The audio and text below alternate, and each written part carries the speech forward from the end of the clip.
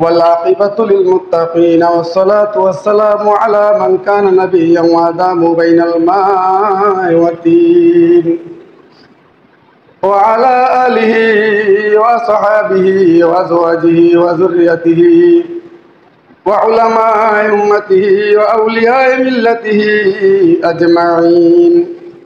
أما بعد فقد قال الله تعالى عز وجل في الفرقان الحميد في شان حبيبه ومحبوبه ومعشوقه وموجوده محمد صلى الله عليه وسلم تعظيما وتشريفا.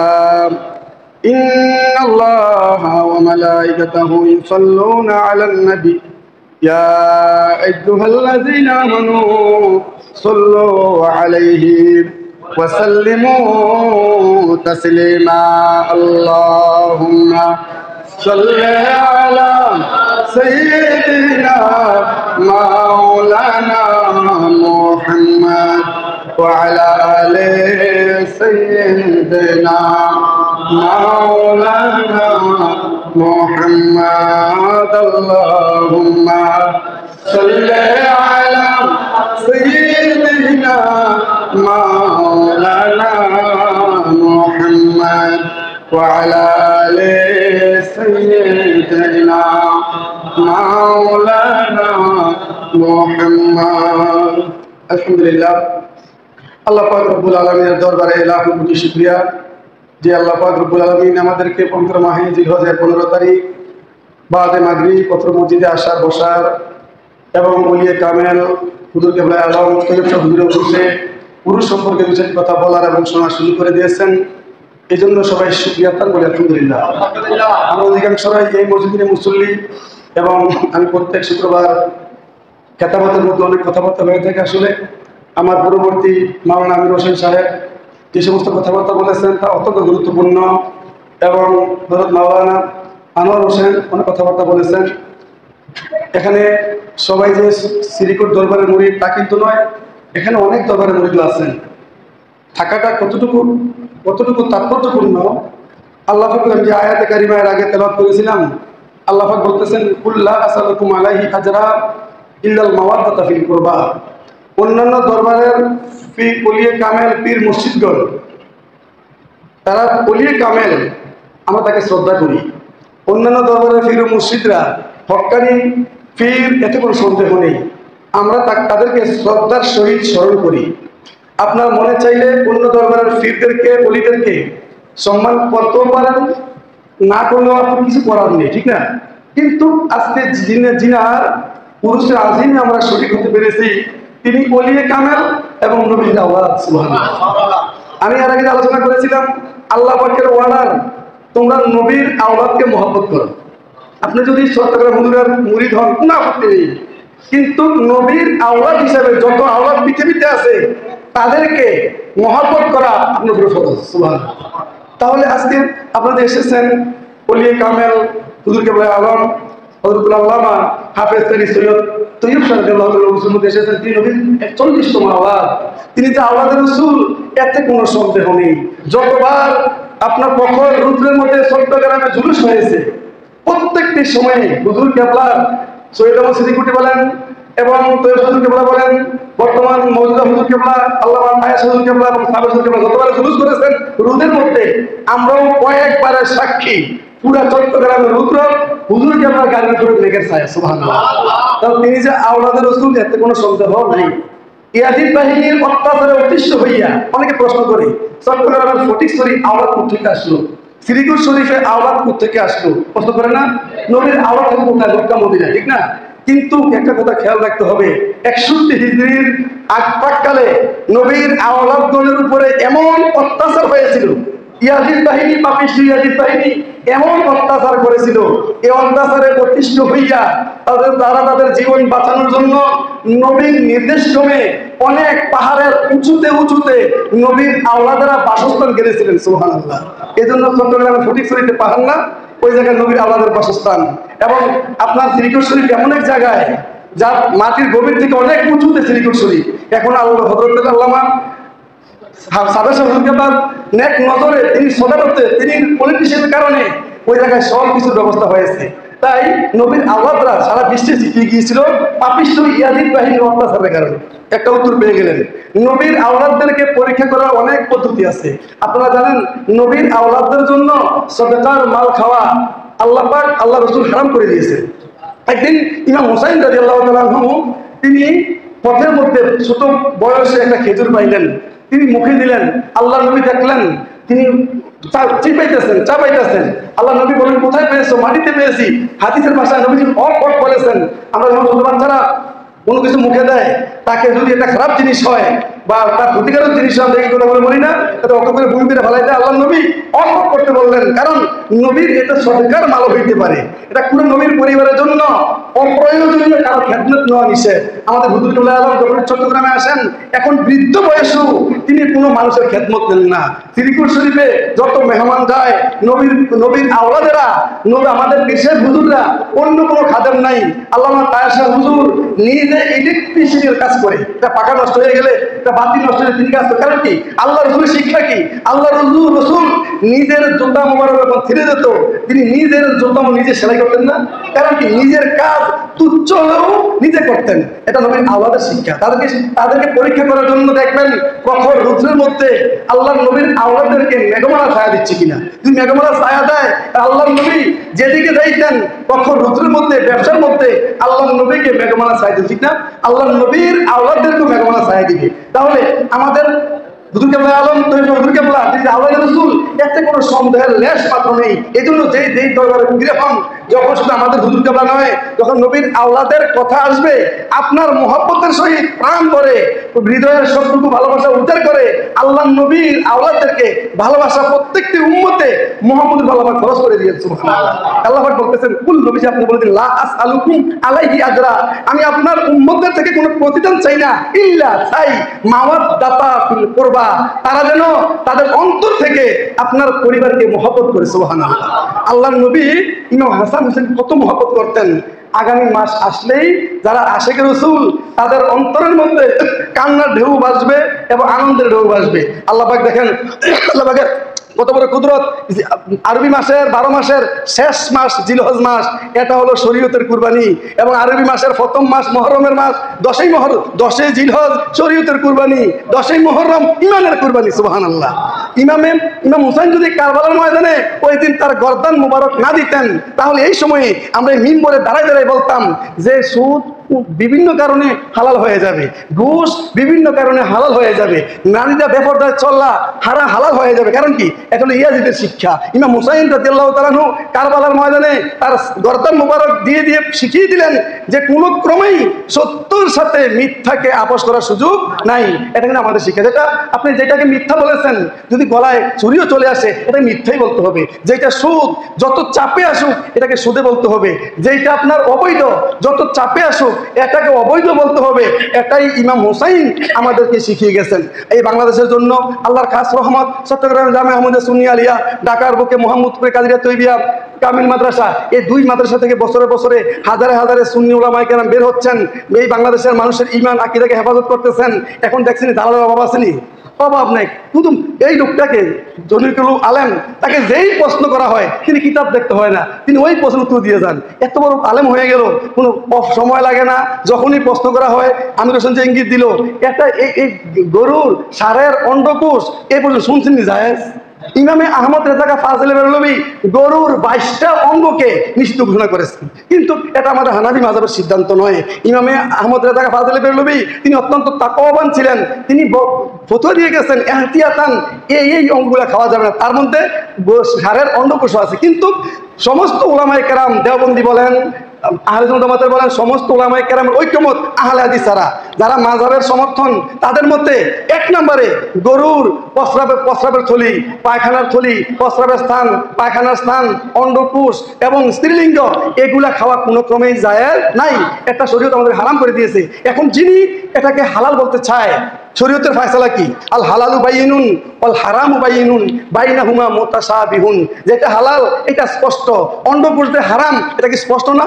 দেখে অস্পষ্ট না, এটা ব্যাখ্যা করতে হবে না। যে সমস্ত যারা 2 3 4 5 পড়ে এটা মানুষের ছেলে তাদেরকে প্রশ্ন করলেও ওরা অটোমেটিক বলে দিবে কি এটা হারাম, এটা ব্যাখ্যা করতে হয় না। কিন্তু যিনি এটাকে হালাল করতেছেন আর বুঝার বাকি নাই, কারণ হালালকে হারাম বলা, হারামকে হালাল বলা স্পষ্ট কুফুরি, স্পষ্ট কি কুফুরি।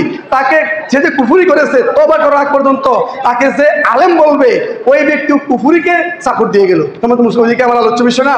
আমরা যে মহান হাস্তির উরুসে আজিমে আসতে পেরেছি, তিনি শত শত কারামত, সবচাইতে বড় কারামত গাছক বিটি বাংলাদেশ, সুনামগঞ্জ হবিগঞ্জে বন্যা হয়েছে এবং বিপন্নের সময় যে আমাদের মানবতার হাত বেরিয়ে দিয়েছে, তার মধ্যে সর্বাগ্রে যেই মানবতার সংগঠনের নামটা আসে ওই সংগঠনের নাম হলো গাছক কমিটি বাংলাদেশ। শুধু তাই নয়, যে কোনো সেবার মধ্যে ওরা সবার আগে এগিয়ে আসে। এই গাছক কমিটি প্রতিষ্ঠা করেছেন হুজুর কেবলা তৈয়ব স্যার রাদিয়াল্লাহু তাআলা। শুধু তাই নয়, তিনি জশ্নে জুলুস প্রতিষ্ঠা করেছেন। এই দেশের মধ্যে প্রায় 200-র অধিক 300-র কাছাকাছি মাদ্রাসা চলতেছে। হুজুর কেবলা ইচ্ছা করলে এই দেশে এসে কোটি কোটি টাকা নিয়ে যেতে পারতেন, কিন্তু শুধু তাই নয়, এই দেশের মানুষ শিক্ষিত হওয়ার জন্য, আলেম হওয়ার জন্য, ঈমান আকীদার হেফাজত করার জন্য আরো বলে দিয়েছেন যে যদি টাকা লাগে আমরা আরো দেবো। সুবহানাল্লাহ। তাহলে নবীর আওলাদের এটাই বৈশিষ্ট্য, এটাই বৈশিষ্ট্য। তিনি খানকা করেন নাই, আগে মাদ্রাসা করেছেন, তারপরে খানকা করেছেন। কারণ মাদ্রাসা থেকে আলেম পয়দা হলেই খানকার মধ্যে ওলি তৈরি হবে, ঠিক না? যদি এই আলেমের যে যিনি শুধু আলেম তার তরিকত নাই, তিনিও সঠিক পথে নাই। যিনি আলেম ছাড়া তরিকত অর্জন করেছেন ওই ব্যক্তি যে কোনো মুহূর্তে বিপদগামী হইতে পারে, ঠিক না? এই জন্য আমাদের সিলসিলার মধ্যে আপনারা হিসাব করে দেখবেন অধিকাংশই মুরিদানরাই আলেম। অধিকাংশ আলেম হওয়ার কারণে যারা সাধারণ মুরিদান আছে তাদের কোনো ইমানের কোনো নোকসানির সম্ভাবনা নাই। আমাদের এই হুজুর কেবলা কারামত মাওলানা আনোয়ার বলেছেন, আমির বলেছেন, আপনারাও বিভিন্ন বই পুস্তকে পাবেন। আমি দু একটা কথা বলেই শেষ করে দেব। হুজুর কেবলা কারামত, হুজুর কেবলার কতগুলো কারামতের বাস্তব সাক্ষী ছিলেন আমাদের জামিয়া আহমদিয়া সুন্নিয়া আলিয়া শাইখুল হাদিস মাওলানা ওবায়দুল হক নবী সাহেব, যিনি আমার ওস্তাদ ছিলেন, মাওলানা আমিরুর ওস্তাদ ছিলেন। তিনি 2021 সালে না 22 সালে ইন্তেকাল করেছেন। আল্লাহ পাক আমার এই উস্তাদকে, মহান উস্তাদকে জান্নাতের আলা মাকাম দান করুন, আমিন।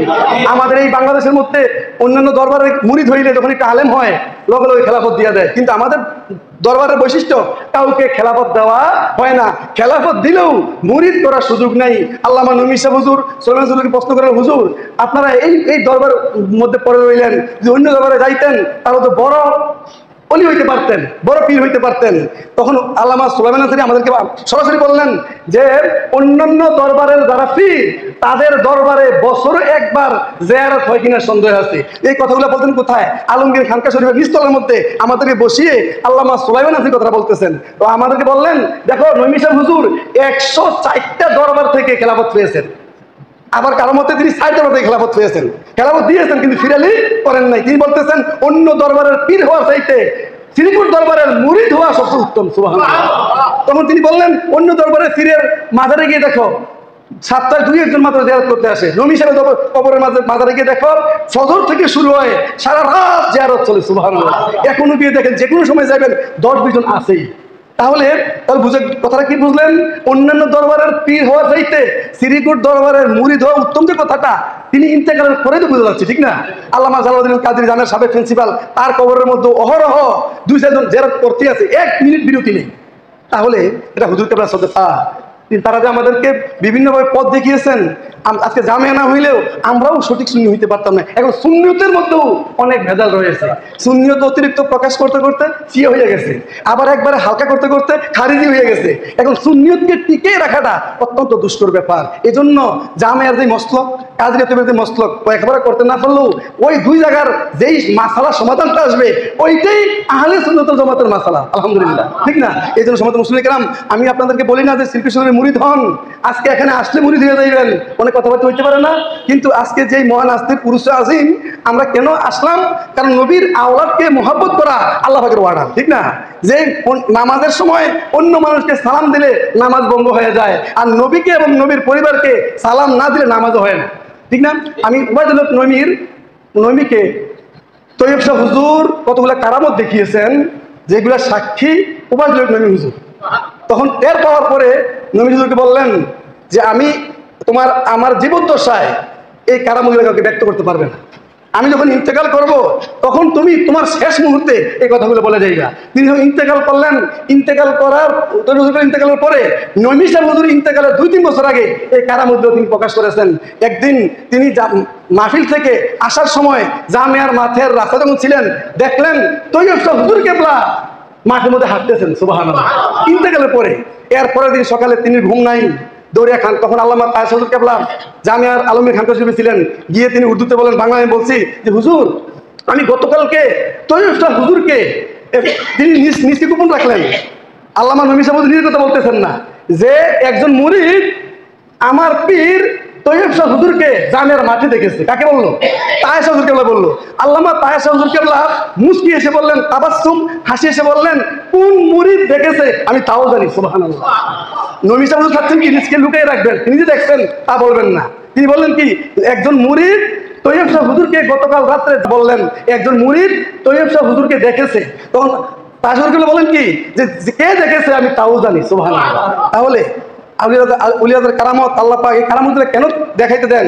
যাতে তরিকতের কাজকে ত্বরান্বিত করা যায়। আল্লাহকে অমুক লাইন দেখলাম, আখিরাতে আল্লাহকে অমুক লাইন দেখলাম, এগুলা সম্পূর্ণ মুনাফিকের অন্তর্ভুক্ত হয়ে যাবে। তো এই হুজুরকে আবার অনেক কারামত আছে যেগুলো বলে শেষ করা যাবে না, যেগুলো বলতে গেলে অনেক সময়ের প্রয়োজন।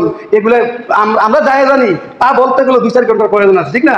তাহলে আমরা সবাই যে যেখানে মুরিদে আছেন অনুরোধ করব, যাতে পীর সুন্নি হয়, তার আকীদা ভালো হয়, এটা খেয়াল করতে হবে। আমরা যারা সঠিক আকীদার অনুসারী, আমরা আমিরে মুআবিয়াকে সাহাবা মনে করি, ঠিক না? তিনি সাহাবা। হযরত আলী কাররাম, হযরত আবু বকরকে আমরা সত্যের মাপকাঠি নয়, তিনি ইসলামের প্রথম খলিফা ছিলেন, আল্লাহর নবীর শ্বশুর ছিলেন, এবং তিনি একজন 1 নম্বরের প্রথম ইসলাম গ্রহণকারী ছিলেন, এতে কোনো সন্দেহ আসেনি।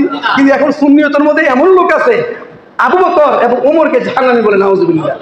তাহলে যারা আবু বকরের ব্যাপারে আল্লাহ পাক কোরআনে আয়াত নাযিল করেছেন, উমরের ব্যাপারে আল্লাহ রাসূল অনেক মানকাবাত বর্ণনা করেছেন, উমর এবং আবু বকরকে যেসব সুন্নিরা গালি দেয় তারা কি সঠিক লোক হইতে পারে? আমরা সমস্ত সাহাবায়ে কেরামকে সত্যের মাপকাঠি মনে করি। তারপরে আপনাদের বলে দিচ্ছি, তর্কে জড়ানোর দরকার নাই। যারা আমিরে মুআবিয়াকে জাহান্নামী বলে, আমিরে মুআবিয়াকে নাউজুবিল্লাহ মুনাফিক বলে, ওই ধরনের সুন্নিদের ওয়াজ যখন আসবে, যদি কন্ট্রোল করতে পারেন শুনবেন, কন্ট্রোল করতে না পারলে এই ওয়াজ বন্ধ করে দিবেন। কথা বুঝেন নাই?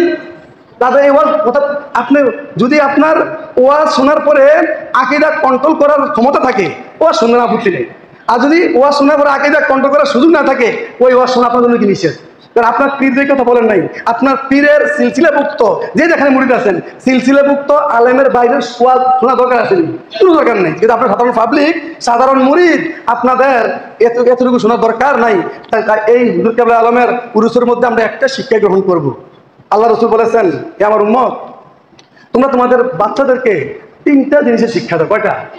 এই 3 জিনিসের শিক্ষা যারা তাদের বাচ্চাদেরকে দিবে, তাদের বাচ্চারাই সুন্নি হবে, তাদের বাচ্চারাই সঠিক আকীদার লোক হবে, তাদের ছেলেমেয়েরাই ইন্তেকালের পরে ইসলাম সব করবে, তাদের ছেলেমেয়েরাই জানাজার মাঠে নামাজের মুনাজাত দিবে, তাদের ছেলেমেয়েরাই 4 দিন না 40 দিনের মিলাদ ক্যাম্পের ব্যবস্থা করবে, তাদের ছেলেমেয়েরাই বাৎসরিক মিলাদে কিছু খানাপিনা আয়োজন করবে। কথা বুঝেন নাই? আর যাদের মধ্যে 3টা শিক্ষা নাই, ওই হুজুরে বলছে কি, মেয়াদানি না কইরা টাকা আমার সাথে দিয়ে দেন। কথা বুঝেন নাই?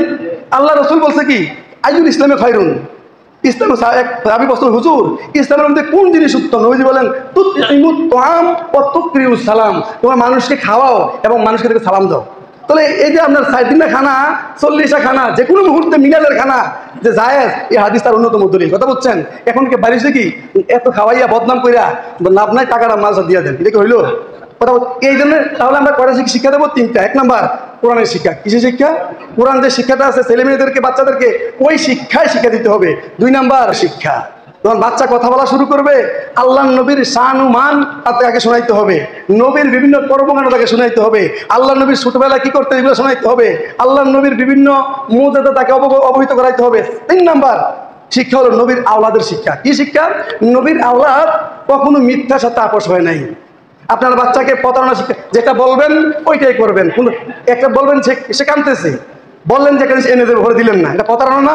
এই শিক্ষা বাচ্চাকে কখনো দেওয়া যাবে। 1 নম্বরে কোরআনের শিক্ষা, 2 নম্বর নবীর প্রেমের শিক্ষা, 3 নম্বর নবীর আওলাদকে মহব্বত করার শিক্ষা। এই 3 শিক্ষায় যে সমস্ত ছোট বাচ্চারা শিক্ষিত হয়ে যাবে, ওই সমস্ত বাচ্চাদেরকে নিয়ে পিতামাতারা কোনো চিন্তা নাই। আমাদের ছেলেরা, আমাদের মেয়েরা মাদকাসক্ত হয়ে গেলে আমরা চিন্তিত হয়ে যাই। ওই সময় এখন চিন্তিত কেন হন?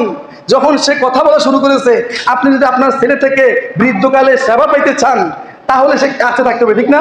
তো কাছে থাকার জন্য যেই তাকে কোয়ালিটি বানান দরকার, তাকে ওই কোয়ালিটির শিক্ষিত বানাইতে হবে, ঠিক না?